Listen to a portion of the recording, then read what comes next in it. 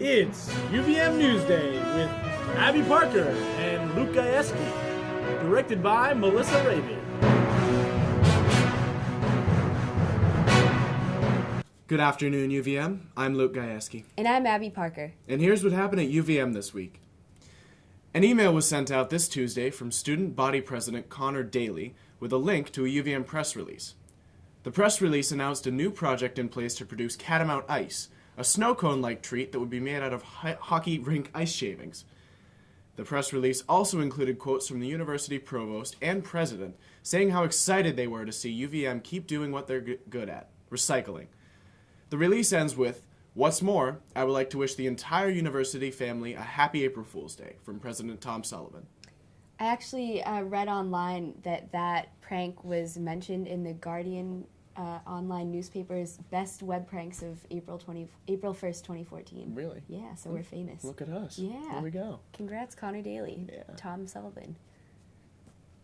Despite both the men and women's ice hockey teams being done for their respective seasons, players are still receiving individual accolades. The women's hockey team received several awards Wednesday, April 2nd. Senior goaltender Roxanne Duville was named to the Women's Division I New England All-Star team. Duville was a staple for the Lady Catamounts, ending her final season with a record of 12-9-3 with 685 saves. In just his second season as the head of the Lady Catamounts, Coach Jim Plummer has received the New England Division I Women's Coach of the Year award. And on Monday, senior captain Chris McCarthy of the men's team signed an entry-level contract with the New York Rangers as a free agent. UVM Athletics quoted McCarthy as saying, "It's always been a dream of mine to one day sign an NHL contract. The fact that it's with an Original Six team makes it even more special." Following that on Tuesday, senior forward Connor Brickley signed an entry-level contract with the Florida Panthers for 2 years. Brickley was previously drafted 50th overall by the Panthers back in the 2010 NHL draft. So that is all very impressive. Yeah, if I do say so myself. I was really impressed with a Yeah, bunch of those I stats. played pond hockey once in like 3rd grade. Really? Yeah, so it's going to the NHL too. You're almost there. Yeah, one day. Yeah, Yeah, maybe. thanks. What's up next? Our very own Abby Parker sat down with president of the newly SGA-recognized UVM College Republicans about what it's like leading a conservative organization on a liberal campus. Let's take a look. I'm here with head of College Republicans, Jason Maulucci, also an SGA senator, just having a casual chat about being head of a conservative organization on a liberal campus. So why, just first off, you started this club, and in the hundreds of years UVM has been around, there's been no College Republicans? Well, there had been in the past, but when I came in as a first year and we went through the club activity fair, I was looking around for a College Republicans that had already existed, but there wasn't one. So I went up to Sarah and asked if there had been an organization that just might not have been present at the club showing fair, and she said that one hadn't existed. So then I began to take the steps forward in the process to form the club from scratch. And then after, through the process, I learned that there had been an organization back in the mid-2000s that was derecognized because they accumulated too much debt. Oh, interesting. What's the difference? Talk about fiscal responsibility. Yeah. We're supposed to be the party of... Exactly. Interesting. But there is a similar organization on campus, right? But they're not exactly the College Republicans? Right. Young Americans for Liberty is the other conservative organization on campus.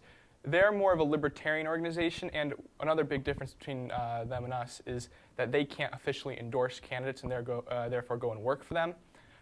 They're more just to kind of build up a libertarian/conservative students on campus. They're trying to convert people almost. And our primary function is to go out there and help candidates who are running for office. And obviously we can endorse candidates to do that. And we also have resources from the College Republican National Committee to help us out with that.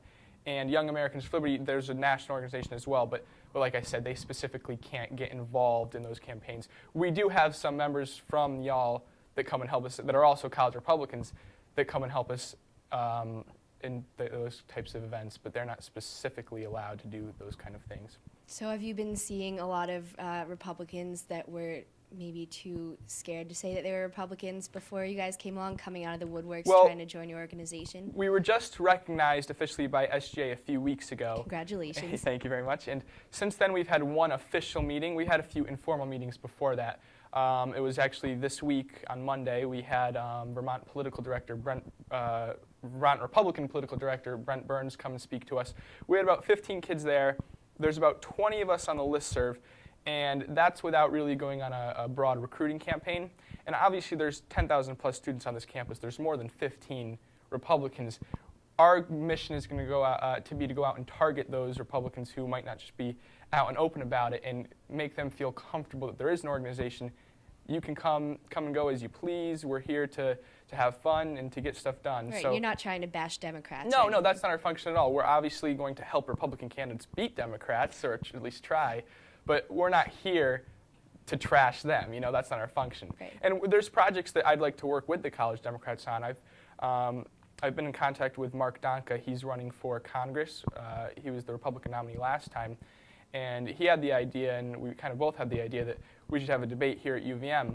And I told him I'd talk to the College Democrats, and we'd see if we can throw together a student debate for Congress. And that's something that obviously we can work with the Democrats on, Right. not just here to trash them, So do you think having college Republicans at UVM, you're a first-year student, right? Right. So you'll be here for the next presidential election. That's right. Do you think having college Republicans on campus will help in 2016, like maybe bring candidates to UVM or raise more political awareness, at least not for the Democratic candidates? Well, I think it's a good thing that there now is a plurality of views on campus. Before, the two primary political organizations were the International Socialists and the College Democrats. So the left and the farther left. The left and the far left. There wasn't really anything in the middle or on the right. And we're not a far-right organization by any means. We want to be a very wide, open-tent organization that's accepting of a lot of viewpoints. Mm-hmm. So, but going back to your question, I think that it is going to be a good thing in election 2014. There's an election in November, too, that there's going to be another side of the story on campus talking about what we believe and what we think would be good for the country, for the state, for the city of Burlington. And I think it'll be a good thing to have, to present that plurality of views to potential voters here on campus. So I assume you want the college Republicans to be something that continues on, something that you as an alumnus of UVM can look back and really be proud of, and something that can really change the political landscape of UVM. You're good. Well, I think it's a good thing that we established a leadership team of young students, underclassmen, a couple first years and a couple sophomores. I think that will help to provide for longevity with the organization. And obviously, on a campus like UVM, we're not expecting to be the majority here. We understand our role, but I don't think it's unnecessary. I don't think it's a far-fetched goal to become a sizable and respectable organization on campus with a voice. And I think that's something that we can definitely put together over the next 4 years that I'm going to be here, and hopefully in the future. Well, what a lot of people don't understand, right, is that outside of Chittenden County, the majority is Vermont is red, is Republican, and we're an in-state school, so there are a lot of in-state students from all over Vermont. So are you looking to recruit a lot of in-state students as well as out-state? We're open to anybody. We don't really focus on that. We have a good, of the people on our list serve about 20. I'd say probably half are from Vermont, half are from out of state. But we're not just going to be focused on Chittenden County races. I've been in contact with Corey Parent. He's running for a state representative up in St. Albans. We're going to help him out up there. We might even look into helping out Republican Senate campaigns in New Hampshire, bordering states too. So we're not going to be just focused on Chittenden County and necessarily not even just Vermont. We'll help out on presidential elections as well when 2016 comes around. Well, thank you very much, Jason. Oh, my pleasure. Best of luck. Thank you. The piece you did there. Oh, thanks. Yeah, it's. I'm not going to say who I voted for, but I completely understand how hard it must be for them to overcome the adversaries. Overcome the adversity that they face against their adversaries. Yes. There we go. Yeah, that's the stuff. According to Vermont Governor Peter Shumlin, I am very glad that the drivers' union and CCTA management reached consensus on all open issues during last night's mediation session. He encouraged the drivers to approve this agreement so that they can get back to work and Chittenden County can get back on track. The 10,000 plus daily riders of the buses can expect to be back on the bus this Friday. I wonder if your interview with Claire Wiggin had anything to do with that. I Maybe think the it governor might. watches our show. Our giant viewership. It's Yeah. certainly possible. Yeah, but congrats to the bus drivers. I'm excited to not stand at a bus stop for 20 minutes like an idiot anymore. Yeah. It They're a happens great to the group best of of us. people. They are. I've They're had hard to tell a workers. couple people that the buses aren't running. It But happens, yeah. now we don't have to do it anymore. No, yeah. How about that? Here at Newsday, we take pride in what we report. That's why, unfortunately, we made a mistake in saying Andrew Harris graduated UVM in 1883 when it was actually 1838. Thank you for viewer Patrick McGuire for noticing and letting us know.